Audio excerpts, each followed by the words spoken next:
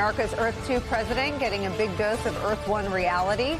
This afternoon, Donald Trump's delusions about Canada becoming a 51st state were met with a hard no from Canadian Prime Minister Mark Carney inside the Oval Office. Carney, of course, just won an election last week, riding a wave of anti-Trump sentiment.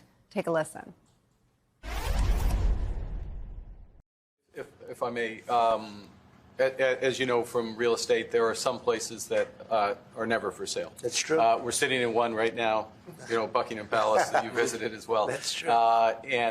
Having met with the owners of Canada over the course of the campaign last several months, it's not for sale, won't be for sale ever. But the opportunity is in the partnership. And it won't be for sale ever.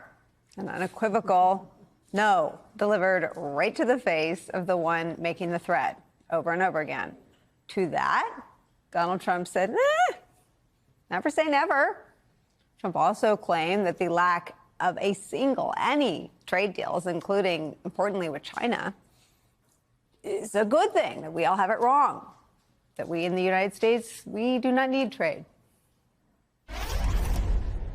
By not trading, we're losing nothing. So we're saving $1 trillion. We also have a situation, because everyone says, when are you going to sign deals? We don't have to sign deals. We could sign 25 deals right now, Howard, if we wanted. We don't have to sign deals. They have to sign deals with us. They want a piece of our market. We don't want a piece of their market. We don't care about their market. They want a piece of our market. It's not at all how it works. It turns out the idea that we do not need things from other places, that we do not trade with other markets, and that the world won't go on without us is, tragically for us, another one of Donald Trump's delusions. Trump's man-made economic catastrophe, his self-started trade war, has led other countries to just turn away from us. CNBC is reporting this, quote, what began as a rapid drop in U.S. imports as shippers cut orders from manufacturing partners around the world has now extended into a nationwide export slump, with the U.S. agricultural sector and top farm products, including soybeans, corn, and beef, taking the hardest hit. The latest trade data shows that a slide in U.S. exports to the world, and China in particular, that began in January now extends to most U.S. ports. The new data also showed that for now, Trump's tariffs were resulting in higher trade deficits, which is precisely the opposite of what, even in his own world, Donald Trump said he was going to accomplish on Liberation Day. New York Times adding this, quote, the surge in imports was almost entirely due to the ingredients that pharmaceutical companies need to manufacture drugs, which Trump has been threatening to tariff.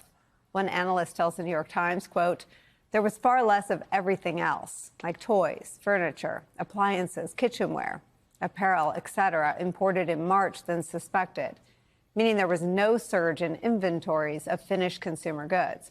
What it means for us, for Americans here, according to the New York Times, is this, quote, store shelves will empty out sooner rather than later, end quote.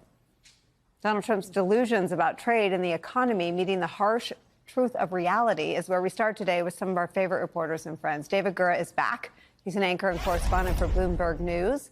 Also joining us, staff writer for The Atlantic, co-author of the New York Times best-selling book, Abundance, Derek Thompson, is back. And with me at the table, New York Times investigative reporter Suzanne Craig. Sue is born and raised in the great city of Calgary, Canada. Sue, I have to start with you. I am sorry that this is what Canada saw from America's president today. How did it go over? I think when I think about Mark Carney, I think he achieved a lot today. Some of it was done simply in body language, however subtle.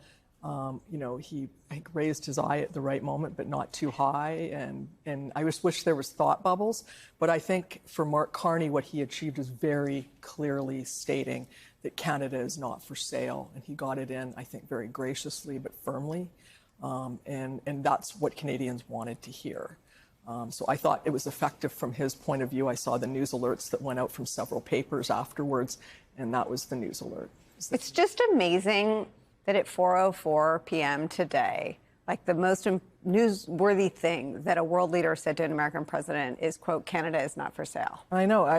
It's really stunning when you think about just we're even having this discussion. And, you know, the discussions that have gone on between, I think back to some things that Donald Trump told former Prime Minister Trudeau about how the treaty that demarcates the Canadian border is up for grabs, that the treaties on the Great Lakes that govern the Great Lakes are up for grabs now, and all the things that they've gone into. He's not even just saying, you know, that Canada is, you know, he's trying to buy Canada. He's looked at these treaties. His people have looked at these treaties. It's no accident. And the stakes are really high for Mark Carney. He's not only got to navigate that, he's got to sort out these tariffs in a way that doesn't crush Canada. I mean, Donald Trump has said that he wants to bring Canada to its knees through economics. David Gura, that felt like one spinning plate of breaking news. The other felt like the big reveal there was Donald Trump reframing, at least for the purposes of his fans and supporters and for the world to see, that there are no deals coming. I mean, we don't need any deals, he kept saying. Was that news to people who had diligently written in their notebooks? Tons of people are calling the White House. We have lots of deals coming. I don't think that it was news per se, but it is, as you're pointing out, an evolution in rhetoric from this president over the last few weeks. And it was at the beginning of this pause that we heard Howard Lutnick, the Commerce Secretary, talk about 90 deals in 90 days, a kind of absurdly ambitious agenda for this administration to negotiate and ink that many deals in that time frame. But there is this increasing disconnect between what we're hearing from the president and from his economic advisors. Scott Bessent, the Treasury Secretary, was on Capitol Hill today, and he said there were 17 countries who are near a point where they could sign a deal with the U.S. We heard 25 countries are waiting for the U.S., waiting for the White House to decide that the White House is ready to sign a deal with them. So there's just a fuzziness surrounding all of it, and I think that kind of extends to the conversation that took place in the Oval Office before that meeting today. There was a very shrewd question from a reporter. Is there anything that Mark Carney, the Prime Minister, could say that would cause you to remove tariffs that you've put in place on Canada?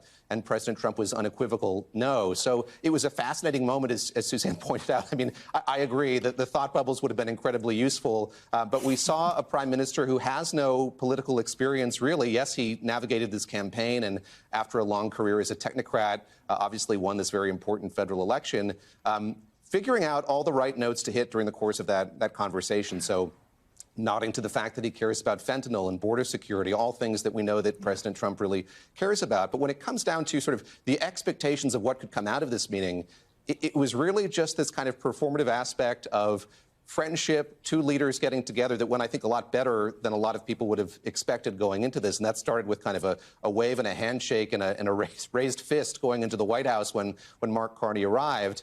But in terms of any kind of tangible steps forward here when it comes to trade, nothing really. I guess that was the expectation. Obviously, there wouldn't be any kind of deal inked over the course of this meeting. But I think to your broader point, Nicole, we're not any more advanced in kind of the granular trade negotiation than we were before it took place. And I know David Gura uses the word friendship loosely, because if I had any friends that put out social media posts like that about me before I came over for tea, they would not be my friends at all. Derek, let me ask you to sort of pull out a little bit for us. America just elected a felon for the first time in our history because eggs were too expensive and other stuff. And now that person who ran for office, the highest office in our country's politics, isn't just saying that things are going to be more expensive. He's saying you don't need those things. You don't need 34 of one thing. You only need 2. That thing is a doll. What most people spend, a doll is a sort of an annual purchase, a present, a gift for a young child on Earth 1, where he obviously doesn't live. But a whole bunch of other things are going to be out of reach or a lot more expensive. And either there aren't people around Donald Trump who have told him that, or he doesn't care. But either way is the slow-moving political asteroid that's about to hit the entire Republican Party. I have to go back to something that Trump said in the clip that you used at the top of the show. He said, by not trading, we're not losing anything. And that statement is absolutely 100% correct, except for the fact that the U.S.'s total exports in 2024 totaled $2 trillion. So other than $2 trillion of exports and $3 trillion of imports, we're not losing anything with trading. That's $5 trillion worth of economic activity that is imploded if America suddenly stops trading. And when you dig into it, who's really going to be hurt? Here's a terrible irony. You've got all this talk, especially coming from people who are MAGA and say that they're for the working class. They're for people who work in industry, people who are farmers. Guess what we import the most of to China? It's billions and billions of dollars of soybeans. And as you indicated right now, soybean farmers essentially cannot sell their stuff to China. And as a result, the port of Portland, Oregon, has found that the number of exports that are moving through it declined by 50% year over year just last month. We are imploding tens, if not hundreds of billions of dollars of activity. And for what? For what? There was no crisis of soybeans. There was no crisis in American industry. We're doing all of this because Donald Trump fundamentally does not understand that trade is a positive sum interaction. Trade helps people. If someone in China wants a soybean, someone in France wants a soybean, and some farmer in the middle of America wants to sell them a soybean, both groups work out with the exchange. Someone overseas gets the soybean they want. A farmer in America gets the dollar that they need. When you shut down international trade, you take a positive sum interaction and you implode it. So this idea that Donald Trump said, and it is verbatim, I wrote it down as I heard it, by not trading, we're not losing anything. This is not a small error. This is a $5 trillion miscalculation, and there is a 0% chance that Americans don't feel it in the next few months. Good evening from New York. I'm Chris Hayes. The president of the United States really does seem hell-bent on intentionally destroying the U.S. economy. And even after everything we've seen, there are still some folks, in fact, some very powerful, wealthy people who have not really come to terms with this. Now, in part, this is due to the fact the president truly, and I mean truly, does not even seem to understand the most basic way the economy he wants to destroy currently functions. Take, for instance, his ridiculous shopkeeper metaphor. Think of us as a super luxury store, a store that has the goods. You're going to come and you're going to pay a price, and we're going to give you a very good price. We're going to make very good deals. And in some cases, we'll adjust. But that's where it is. I could announce 50 to 100 deals right now because, you know, I'm the shopkeeper and I keep the store. And, you know, I know what countries are looking for and I know what we're looking for. And I can just set those terms and they can go shopping or they don't have to go shopping because everybody wants to shop here.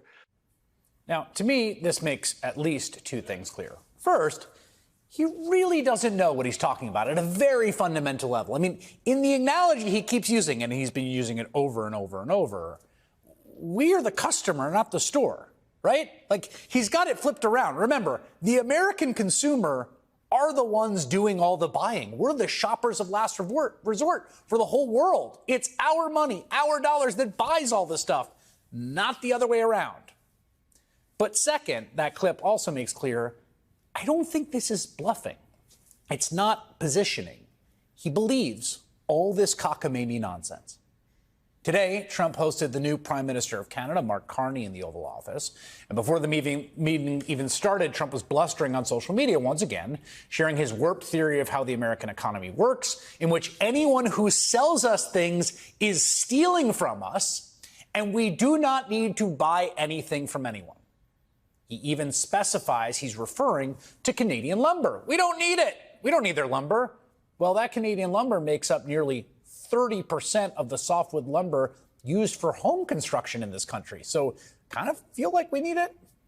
Once again, a foreign leader had to sit there politely while the President of the United States, who has incited a global trade war, demonstrates he has no idea what he's talking about. And once again, a foreign leader had to fervently but gently rebuff Trump's incoherent worldview in real time.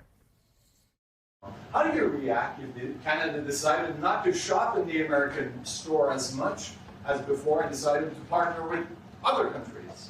Well, we don't do much business with Canada from our standpoint. We are the largest client of the United States in the totality of all the goods. So we are the largest client of the United States. We have a tremendous auto sector between the two of us, and the changes that made have been helpful. 50% of a car that comes from Canada is American. That's not like anywhere else in the world.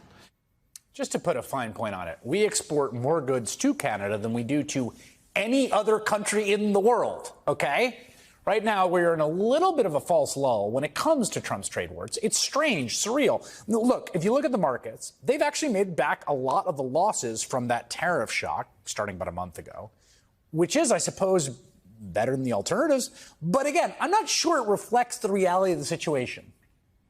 There continues to be a widespread view on Wall Street, and I think among Republican politicians, and even some CEOs and other folks, that it just cannot possibly be the case that the man who runs America, Donald Trump, is so destructive, so reckless, that he misunderstands the economy so badly that he is going to carry out this trade war.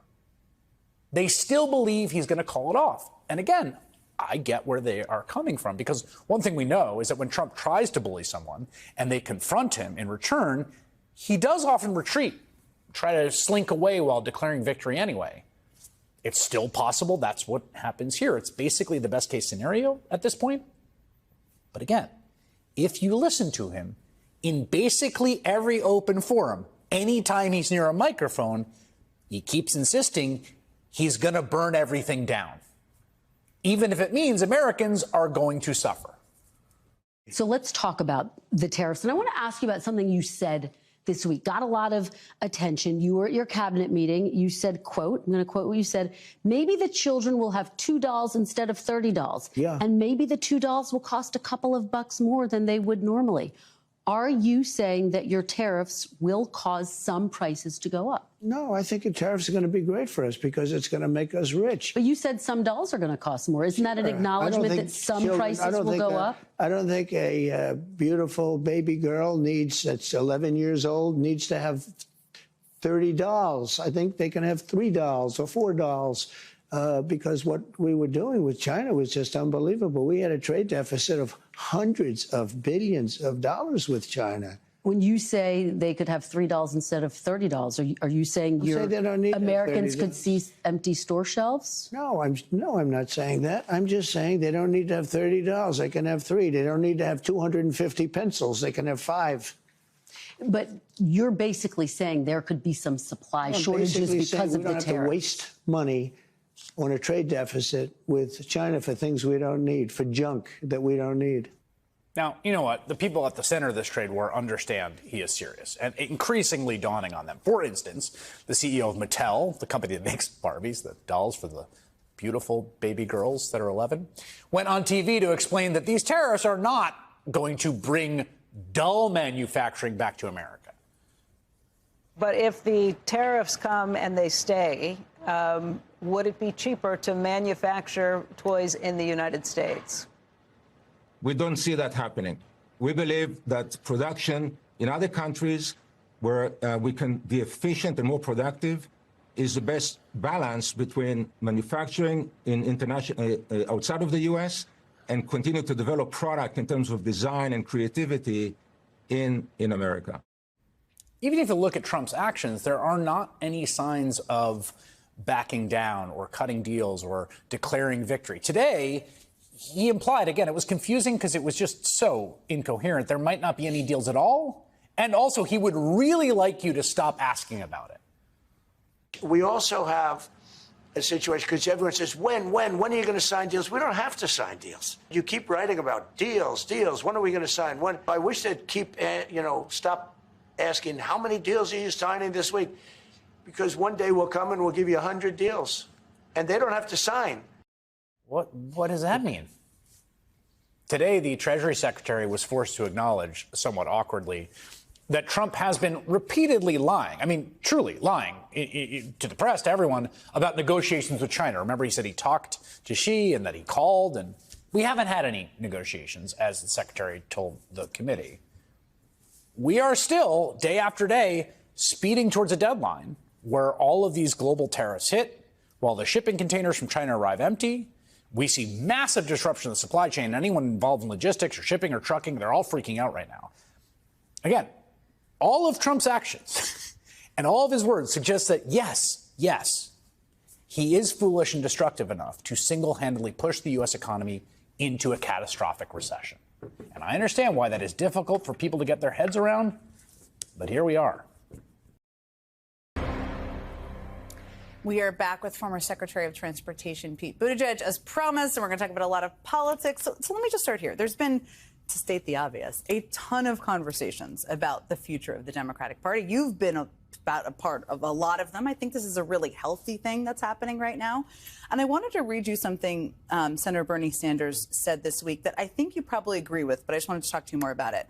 He said, the American people, I think, not only want resistance to Trump, but I think they want what the Democratic Party in the last many years has not given them. And that is an agenda that speaks to the needs of the working class because it's not good enough. Now, you may not agree with all of that. We should talk about that. This sounds to me, though, a little, I'm old enough to remember when you ran for the chair of the DNC and you made kind of a similar point. You've been kind of saying something similar. So I guess, what does that look like to you? Yeah, I think this is really correct. Look, we have got to make sure that our opposition and everything that we're against, and obviously there is a lot to be passionately against right now, but it has to travel with a clearer picture of what we are for. Because there are a lot of voters who, for whatever reason, and Democrats might be shocked by this, but for whatever reason, did not find any of the things they've seen so far about Donald Trump to be disqualifying. And what that means is there's something else that, it doesn't mean they necessarily loved him, but they need to see something more. This is not a question of accommodating things that we don't agree with or watering down or changing our values. It is a question of making very clear to everybody how your everyday life is different if we're in charge compared to if they're in charge. What your life could be like if wages went up the way that we propose that they be raised. What we would do with the money if we successfully stopped the tax cuts for the wealthy that are at the core of Donald Trump's economic agenda. What we think could happen in a country where we had paid family leave and some of the unfinished business of fixing our health care system. It's not just a matter of preserving the Affordable Care Act, as important as that is. It's going the next step to make sure everybody can get and afford health care. All of these things that need to happen, that needs to be as clear a picture as our response to the authoritarian tendencies of this administration. Because the truth is, proto-authoritarian governments don't just come out of nowhere. We would not be in this situation if the government, the economy, and the politics of our country were healthy. They've been unhealthy for a long time. I think everybody knows that. And if my party seems like it's calling for a return to the status quo from before, that will be both substantively wrong and politically it will fail. The other part of that, there's been some, again, healthy debate about is, is it a policy question? Is it a messaging question? Is it a where you appear question? You've talked about all three of these. Let me just start with the policy question. Do you think the policies of the Democratic Party, the party you've been a part of, need to be more ambitious and bigger than what we've seen over the last couple of years? In some ways, yes. Look, the fact that income inequality has grown under Republican and Democratic administrations tells us there's more that needs to be done there. And the fact that it is so hard to build and do things in this country, and I lived this when I was at the Department of Transportation. We got 20,000 infrastructure projects done, but we could have done more if it were easier to complete the things that we start in this country, and we could have done it more efficiently with our dollar. There's a lot of work that needs to be done there, too. So, yes, there are substantive policy things that we need to revisit for the simple reason that so many of the systems that we inherited, that we, meaning progressives, built after World War II, are now confronting a reality in what's coming up to be the second quarter of the 21st century that's just so different than the world we were in. But as ruthlessly as we need to leave behind anything that's not working, we need to relentlessly defend anything that is, whether we're talking about Social Security, Medicare, Medicaid, or any of the other core commitments that make us who we are. As a part of this, I mean, you've also talked a little bit about how we can't fight every battle. You can describe what you mean by this. And I agree with this, and I understand what you're saying. You have to prioritize what you're emphasizing publicly. I mean, a lot of what you just said to me was about domestic issues, things that impact people's lives who are just living day to day. What are the battles you think shouldn't be a part of the public fight that Democrats are fighting right now? Well, look, I think the legal strategy is different from the political strategy. Both are important. So some of the most important setbacks and defeats of the Trump White House have been fighting it out on turf that maybe hasn't been as politically strong for us. Take USAID, which, by the way, to be clear, I passionately believe in the mission of USAID, and I believe that the right kind of development aid and foreign aid is both morally right and strategically smart. But look, I get that may not. There's a reason why they picked that as one of the first agencies to destroy, knowing that a lot of Americans are sitting at home saying, what does this have to do with me? But they also very clearly violated, at least in my opinion, violated a lot of laws when they did that. And some of the legal opposition that stood up in response to that demonstrated that he can, in fact, be stopped. So, look, a political strategy and a legal strategy aren't always the same thing. But what's really important about the legal work that's being done, the fights that are happening in the courts, whether it's on comfortable political ground or not, is that they establish that they can be stopped. And they establish when they're actually acting outside of the rule of law. Some of the free speech issues. Look, we may or may not disagree with an op-ed that a student writes or a protest, everything said at a protest that they attended. But what I know is that in this country, you should not be stuffed into a van or picked up off the street or thrown into detention because of an op-ed you wrote or a protest you showed up, ever. That's just a fundamental thing. And by the way, the libertarians and the conservatives should be in lockstep with progressives on this, that is just wrong. No question about that. I have a lot of thoughts on free speech. I suspect I will be sharing on this show in the coming weeks. Pete Buttigieg, it's always a pleasure talking to you. You always say interesting things, and I can talk to you about so many things. So thank you so much for being here for our first 9 p.m. show. I really Thanks for having me. Congratulations on the premiere. Thank you. And I actually have people coming up to me in town halls, when I'm at the grocery store the most, when people are actually seeing it happen right in front of them, asking me questions. Why is this going on?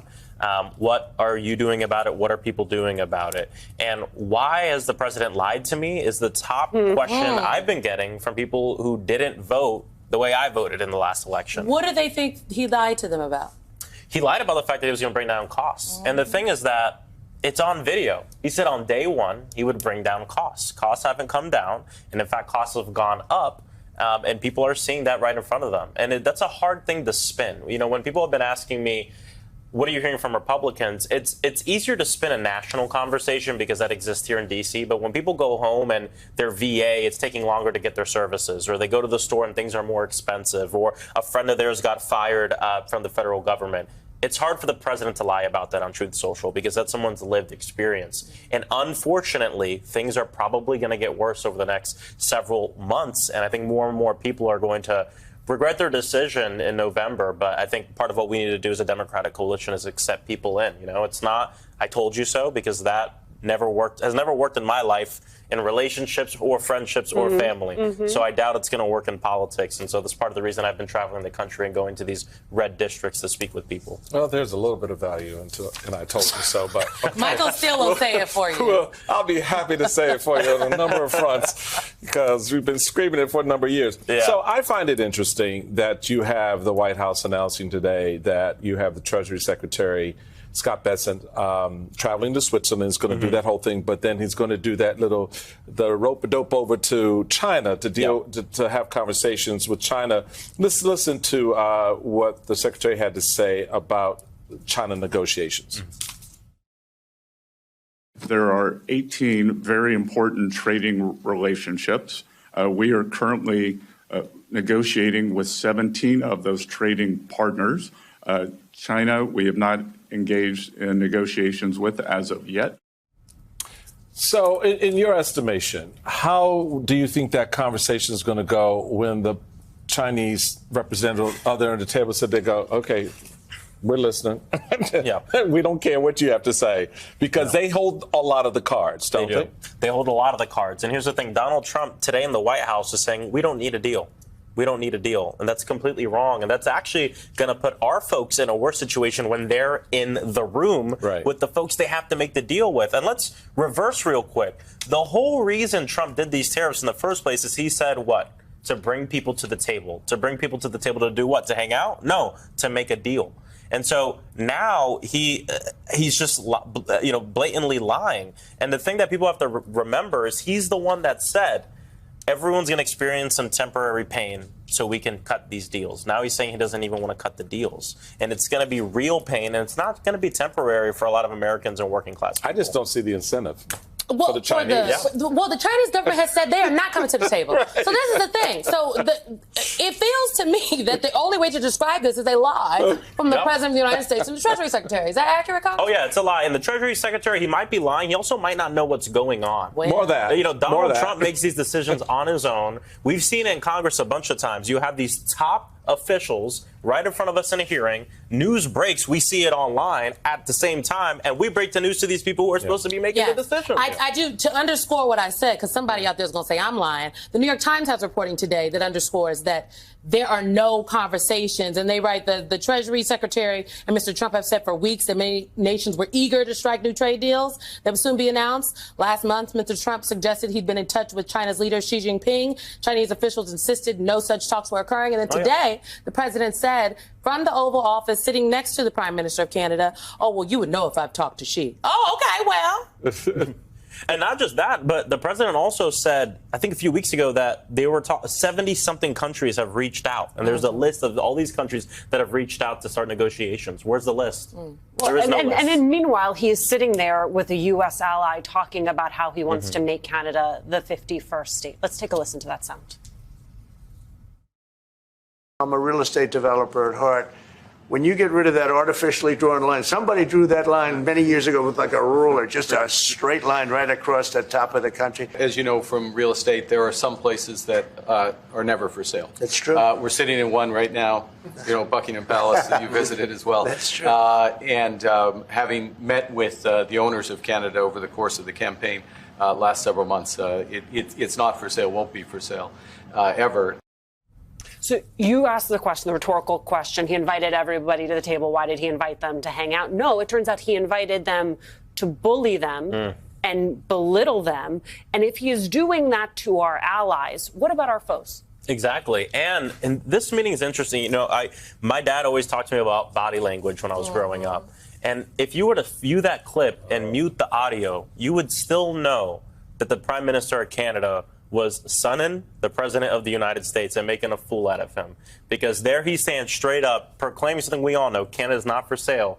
And the President's there slouched down, you know, agreeing with a lot of what he's saying, which just shows that this whole posture of power that the President has used as his persona is just completely false. He's a weak president. So he's not going to keep our country safe. Okay, so that's all executive branch actions. We have this very intriguing conversation, because that's basically all it is at this point, in the Senate and the House to some degree, about grabbing back the trade power, the power of tariffs, if you will, and really kind of resetting this whole conversation. Where are things on that front, to the best of your knowledge, and how much energy do you think actually is going to be gained from that will manifest itself in legislation that actually moves and gets passed? There is energy on this right now. I think, unfortunately, as things get worse for people at home, I think there's going to be more and more energy from Republicans on the Hill. There was a Senate vote that happened that they weren't able to get across the finish line. But I think there's going to be more and more hope around this. But just to take a step back on this, too, usually Congress would assert its power here. But the problem is that the Speaker of the House is Donald Trump. He is both the President of the United States and he's running the legislative branch right now. And these folks are fine with ceding all their power to him. And this is part of the problem with the Republican Party right now, is that nobody has a spine to stand up for what they believe in their constituents. We're seeing glimmers of hope because of protests, because of people going to these town halls and giving their member hell in the middle of the grocery store and saying, don't touch my Medicaid. And that's why a few weeks ago, 12 Republican members sent that letter to Speaker Johnson saying we can't vote for the budget if there's cuts to Medicaid in it. They would not have sent that letter if there wasn't pressure going on. And so my message for everyone is keep the pressure up on Medicaid, but also on costs, on tariffs, on everything. Tell your member to say Congress needs to assert its power here.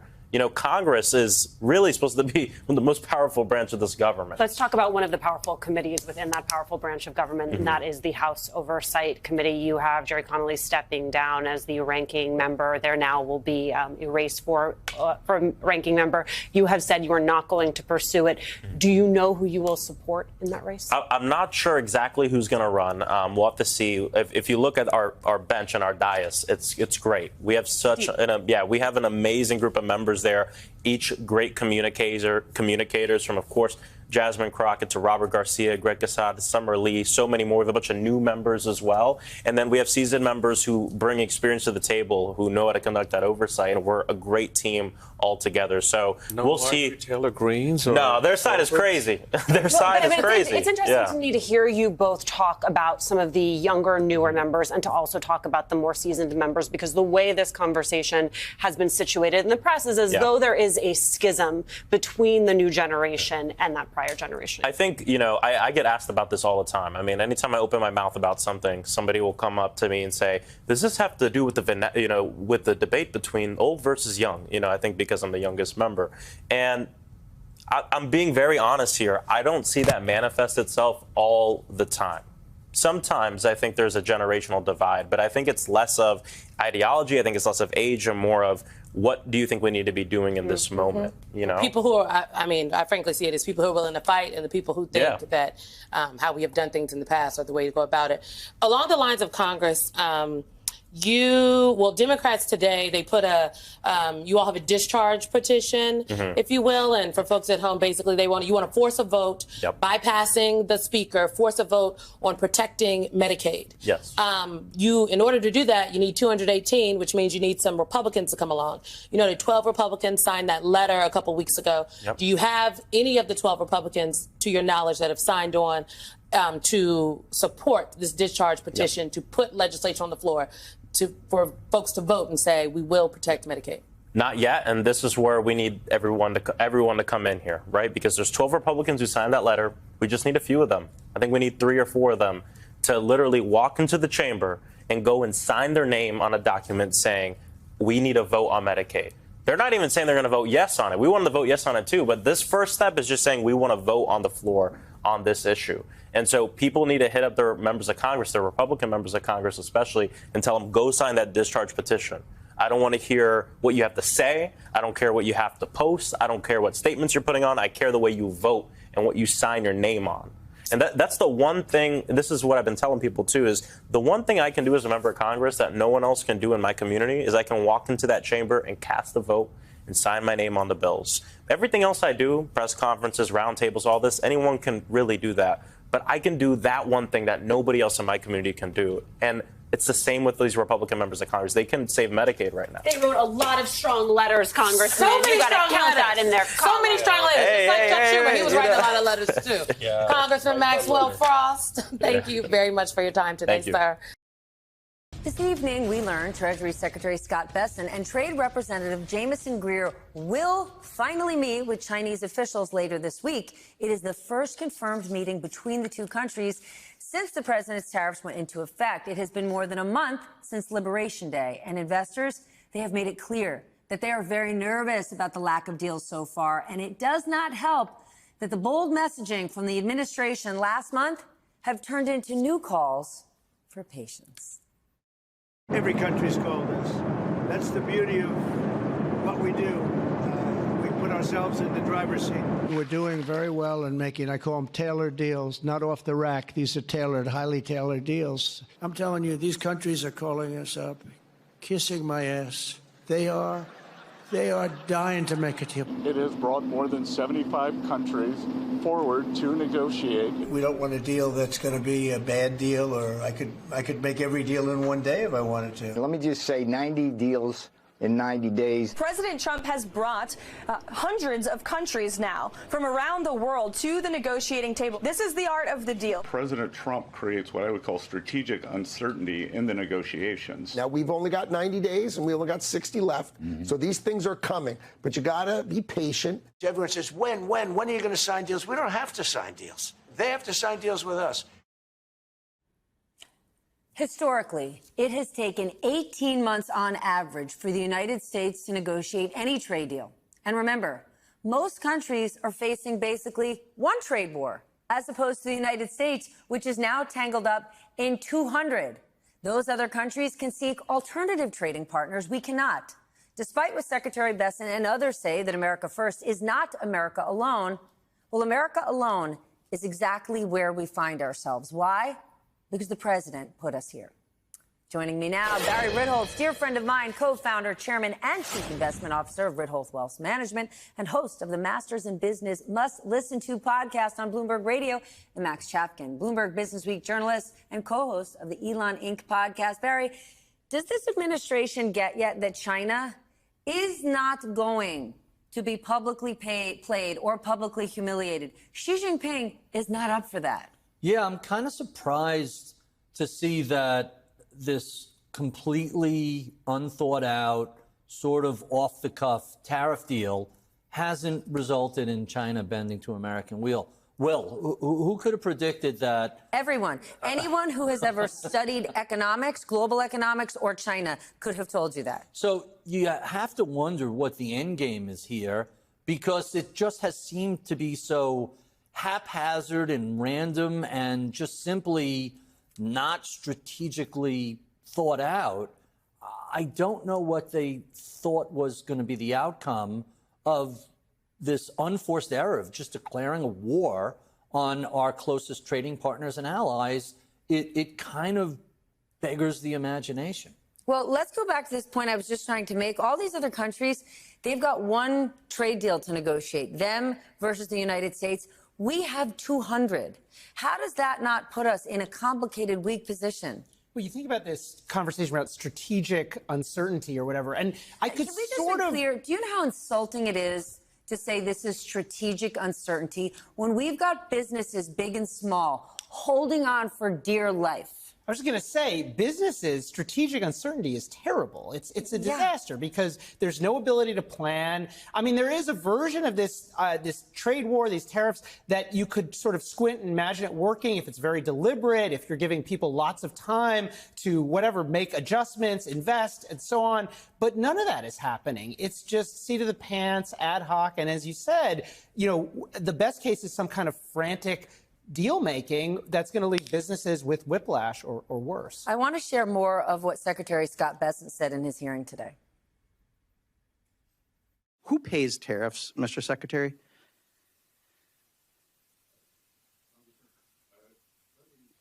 No. Answer the questions I asked, please. I only have 5 minutes. Who pays tariffs? Sorry? Well, who pays tariffs? Sorry, Mr. Secretary, please. Excuse me. The question is very simply, who pays tariffs, Mr. Chairman? I'd like him to answer that question. Well, he wants to answer other questions. Well, Congressman, if the exporters, they dislike tariffs so much, why wouldn't they? If I think what you're trying to get me to say. Did you remember the question? I'm not sure you did. Who pays tariffs? It's a very complicated question. So I'll ask one more time. Who pays tariffs? Sir, the history would show that it is a complicated mix of who pays the tariffs over various times. Who runs Bartertown? With an answer like that, he deserves to be in the Thunderdome. I mean, was that like the dog ate my homework? That is absolutely humiliating that our Treasury Secretary cannot answer a question that is Economics 101. Well, will not. I was going to say, he can answer the question, but it'll make his boss angry. Look, there's only two possible parties who are going to pay the tariffs. Either the consumers, for whom it's a giant European VAT-like tax, right? Tariffs are America's version of the VAT tax. Which is why Trump didn't want Bezos to show it on his website. Of course not. Or businesses, which, if it's not businesses, why are they begging for exemptions, Biggie? Or the alternative is the manufacturers and exporters to the United States will suffer a decrease in margin, but history, to quote the Treasury Secretary, shows that's not what happens. Consumers pay tariffs.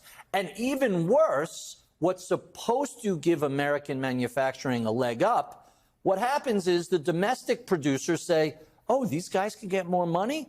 Let's raise our prices. So tariffs not only cost consumer more money for imports, but it's inflationary for domestically produced goods and services. So Donald Trump is what he promised to be, the most powerful man in the world, because this single man has managed to hurt GDP in basically the entire world. I want to change subjects. You haven't seen it come into GDP yet because January, February, March, the GDP data that was released last month did not account for this. Account for April 2nd, Liberation Day.